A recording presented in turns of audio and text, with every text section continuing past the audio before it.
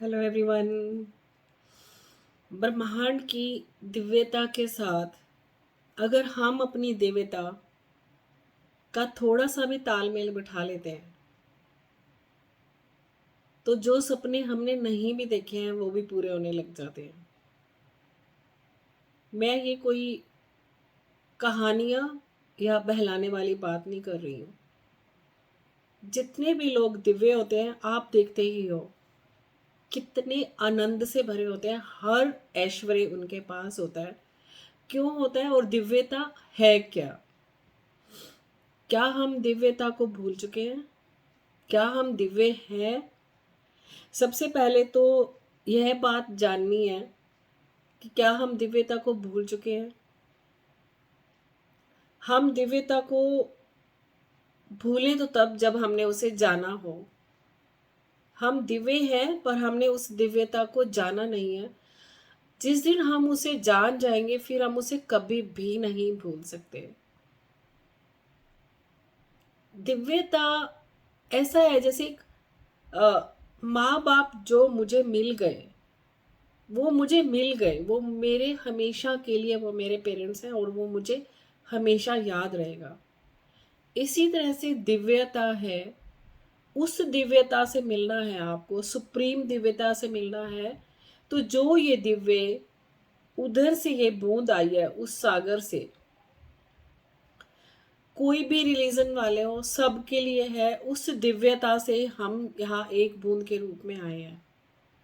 तो जब ये एक बूंद भी उसी का ही स्पार्कल है, लेकिन अब इस बूंद के ऊपर इतनी विचारों की धूल पड़ चुकी है कि उसको अपनी दिव्यता का पता ही नहीं है। तो अपनी दिव्यता को सही में पहचाने कैसे? सिर्फ बातों से नहीं।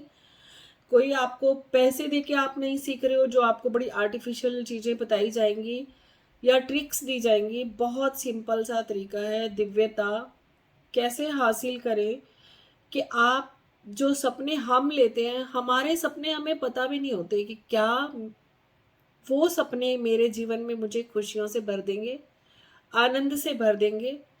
क्या उन सपनों के पूरे होने के बाद मैं बहुत खुश रह पाऊंगा? हर लेवल के ऊपर उठने के बावजूद भी मैंने देखा है, बहुत हाई लेवल के लोगों को भी मैंने देखा है, अनंत भंडार होने के बावजूद भी उनके अंदर वो शांति नहीं है। और बहुत सारे ऐसे लोगों को भी देखा है जो अनंत होते हुए भी अपने अंदर इतने साधारण और इतने खुश और इतने संतुष्ट हैं कि उनके फेस पे वो शाइन फैली हुई दिखती है। और मुझे उस चीज से बहुत प्यार है। और वो चेहरा दूर से देख के भी पता चल जाता है कि हाँ, इनके अंदर दिव्यता बह रही है। सो वो दिव्यता आए कैसे? उसके लिए आपको कुछ टाइम के लिए अपने आप के साथ कनेक्टेड होना पड़ेगा। किसी का क्वेश्चन भी था कि हम अपनी दिव्यता को पहचाने कैसे, और एक क्वेश्चन ये भी था कि हम मेडिटेशन में जाए कैसे। बात सेम ही है, दिव्यता ही है मेडिटेशन से गहराइयों में अपने अंदर जाना, इस दिव्यता का फूल खिल जाना। तो वो दिव्यता आती कैसे है? सबसे पहले यही है कि जब आप ध्यान में बैठे तो बाहर के, ये मेरा घर, ये मेरे घर का सोफा, ये मेरे घर का सामान, थोड़ा सा उसको क्लोज कर दें, उस चैप्टर को अपने अंदर। और धीरे धीरे फिर अपने अंदर अपने विचारों को भी रोकने का तरीका सीखने लग जाए। पहले वस्तुओं के संसार से अपने आप को बाहर कर दें, और जब आप उससे बाहर आ जाएंगे तो आपको दूसरा काम करना है अपने अंदर के विचारों को। ये भी बाहर का ही हिस्सा है, ये भी संसार का हिस्सा है। इसको भी धीरे धीरे धीरे धीरे स्टॉप करना है। जब आप ध्यान में बैठे हो, मेडिटेशन में बैठे हो, आपकी आंखें बंद हैं, आप पूरा कंसंट्रेट अपनी ब्रीथ पे कर रहे हैं, या जो भी आप नाम जाप करते हैं उसको कर रहे हैं। धीरे धीरे शांति से, अगर प्रेम से उस नाम का जाप कर रहे हैं, धीरे धीरे वो नाम भी गायब होने लगेगा। और जो विचार आ रहे हैं बीच बीच में, वो विचार भी जब धीरे धीरे शांत होने लगेंगे। विचारों को स्टॉप करना शुरू शुरू में आर्टिफिशियल तरीके से हमें करना पड़ता है, प्रैक्टिस करनी पड़ती है पहले, फिर वो होती है, वो घट जाती है हमारे साथ। तो पहले हमें धीरे धीरे उन विचारों को भी स्टॉप करना है कि अभी यहाँ तुम्हारा कोई काम नहीं है, बाहर रहो। उसका भी डोर क्लोज करना है हमें। वो किसी ना किसी खिड़की से अंदर आएगा, किसी ना किसी छोटे से छेद से अंदर आएगा, कहीं ना कहीं से वो घुस जाएगा, कहीं ना कहीं से वो बाहर की आवाज भी आप पकड़ोगे, ओ ये तो कुकर की सीटी की आवाज है, ओ ये तो बाहर बाइक की आवाज है, अच्छा बाहर बच्चा चिल्ला रहा है, अच्छा बाहर डॉगी कर रहा है। और इन विचारों को जैसे जैसे हम छोड़ते चले जाएंगे, धीरे धीरे कुछ कुछ पलों के लिए हमारे अंदर शून्य उतरना शुरू होगा, और वो बहुत अमेजिंग लगेगा।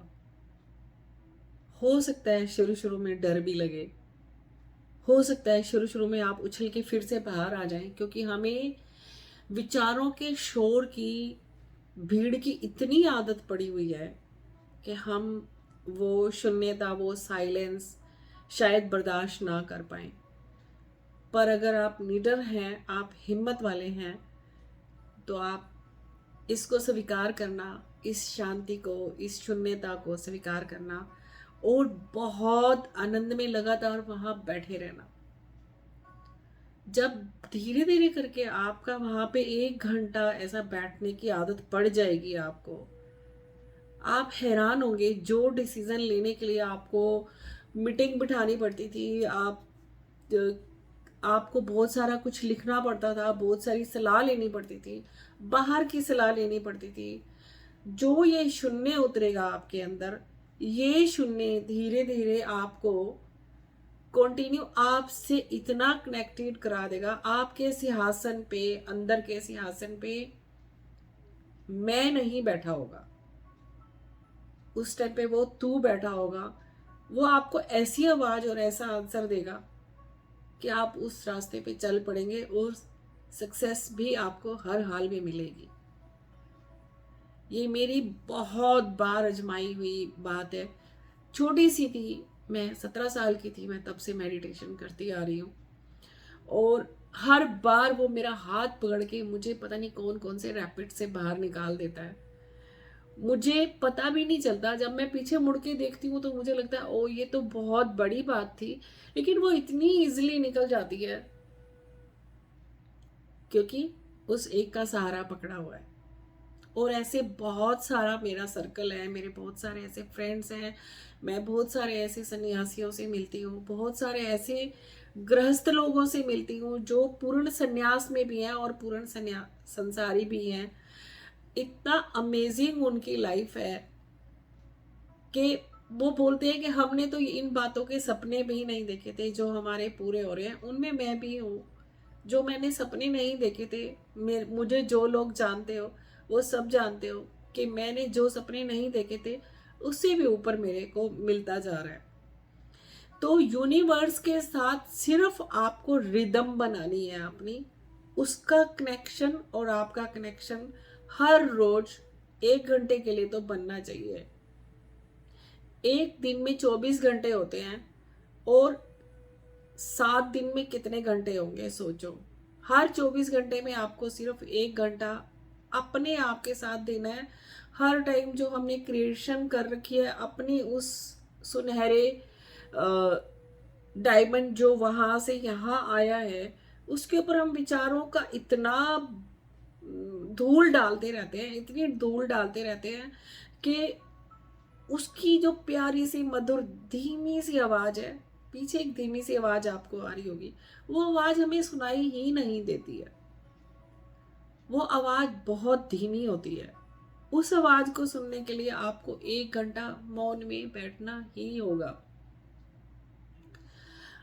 आप बैठना शुरू कीजिए, आपका जीवन बहुत खूबसूरतियों से भर जाएगा, ये मेरा प्रॉमिस है आपसे। आपका जीवन बहुत खुशियों से भरा हो, आपके अंदर शून्यता उतरे और वो शून्यता आपकी मास्टर बने। आप उसी का हाथ पकड़ के आगे चलते चले जाओ, आपकी सारी इच्छाएं पूरी हों। आपके सपने इतने हैं, लेकिन आपके सपने वो इतने पूरे करता है। मैं हाथ को इतना ही फैला के दिखा रही हूँ क्योंकि हमारे सपने इतने हैं, हमारे सपने इतने हो सकते हैं इस बुद्धि के हिसाब से, लेकिन वो बहुत विशाल तरीके से वो पूरा करता है उनको। और आपके पास सिवाय थैंक यू के कुछ भी नहीं बचता। हर सांस में आपके पास थैंक यू होता है। प्रॉपर हेल्दी रहते हो। प्रॉपर हेल्दी रहने का मतलब है पूर्ण स्वस्थ है। क्या है? शरीर से स्वस्थ है, बुद्धि से स्वस्थ है और धन से स्वस्थ है। ये है पूर्ण ऐश्वर्य और पूर्ण स्वस्थ है। आपके पास पूर्ण ऐश्वर्य और पूर्ण स्वस्थ चाहिए तो शरीर से भी स्वस्थ रहना होगा, बुद्धि से भी स्वस्थ रहना होगा, और जो इच्छाएं हैं जो आपको बिना मांगे इतनी सब मिलती जाती हैं वो है पूर्ण ऐश्वर्य। तो आपको वो सब मिले। मेडिटेशन ऐसा है जैसे पारस आपके हाथ में आ गया, जितना मर्जी सोना बनाते रहो। तो ये पारसमणि है। इस पारसमणि की तरफ बढ़ जाओ। वो जो पारस है, ये जो स्वर्ण है जो लोहे जैसा हुआ पड़ा है विचारों की दलदल में फंस के, वो ऑटोमेटिकली उस जब पारस से छुएगा तो ये स्वर्ण बन जाएगा। क्या समझे? आपके जीवन में भी ये बैलेंसिंग आए, आपके जीवन में भी ये उसके साथ रिदम बन जाए। Thank you so much.